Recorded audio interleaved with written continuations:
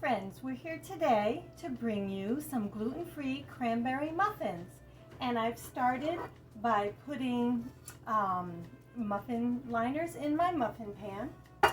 And I have a half a cup plus 1 tablespoon of tapioca flour in a bowl. And I am going to add 1/3 of a cup plus 2 tablespoons of coconut flour. I have 1/3 of a cup of monk fruit sweetener.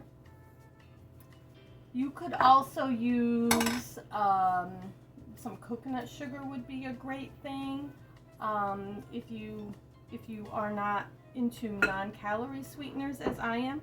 You could also increase the amount if it's not sweet enough for you. Sometimes the cranberries can be a little tart, but for me this is the perfect ratio. And let's see, we're going to use 1 tablespoon of baking powder. And you can also substitute, if you don't have baking powder, with 1½ teaspoons of cream of tartar and 3/4 teaspoon of baking soda. And let's see, we also need 1/8 of a teaspoon of salt. And just whisk the dry ingredients together.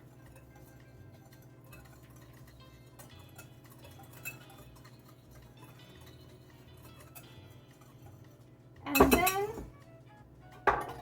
I'm adding 1/2 cup of heavy cream.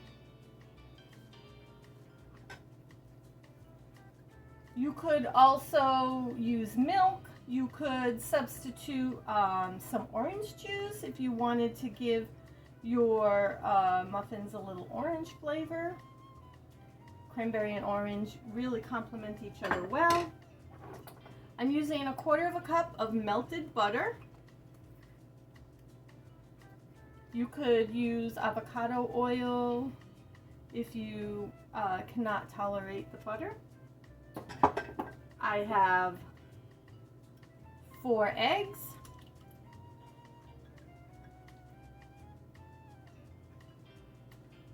And I do like the cranberry and orange combination.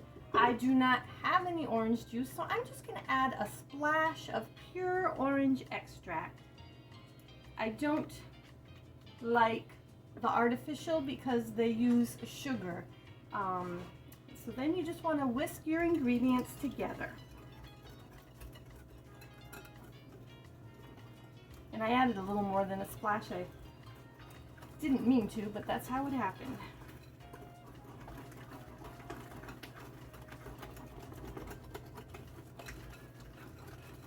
I'm a messy cook, in case you didn't notice. I've got flour flying everywhere.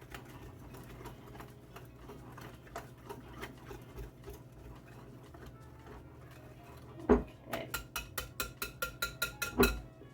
And then I am going to add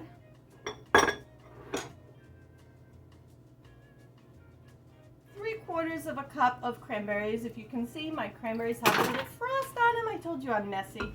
My cranberries have a little frost on them because I buy them when they're in season and throw them in the freezer. So now I'm just going to throw 3/4 of a cup in there and just fold them up a little bit.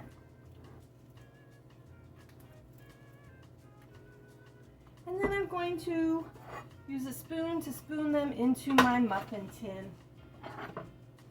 And you'll fill the muffin tins about 1/2 to 2/3 full, just like any other muffin. And I will do that, and then I will come back to you.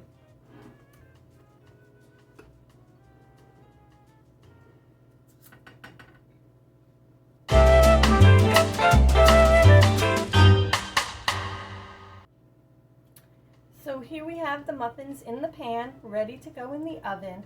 My pan is metal, so I will check these muffins in like 15 to 18 minutes. I don't want them to burn. I do have some stone that I do like to bake with, and they can go a little longer, but unfortunately I only have 6 muffin tin for my stone. So these are going to bake at 350 degrees.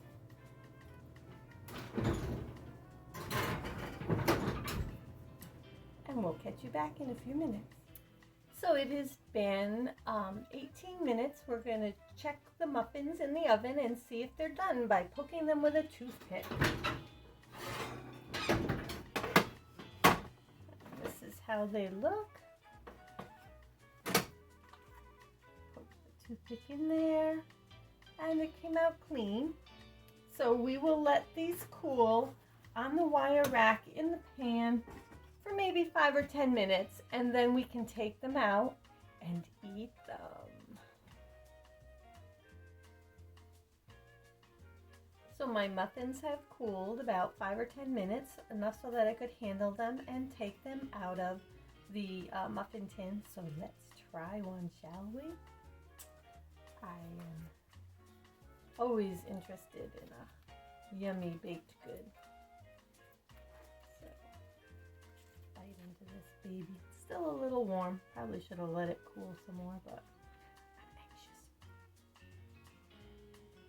I'm anxious. Cranberry muffins, gluten-free. Hope you enjoy them.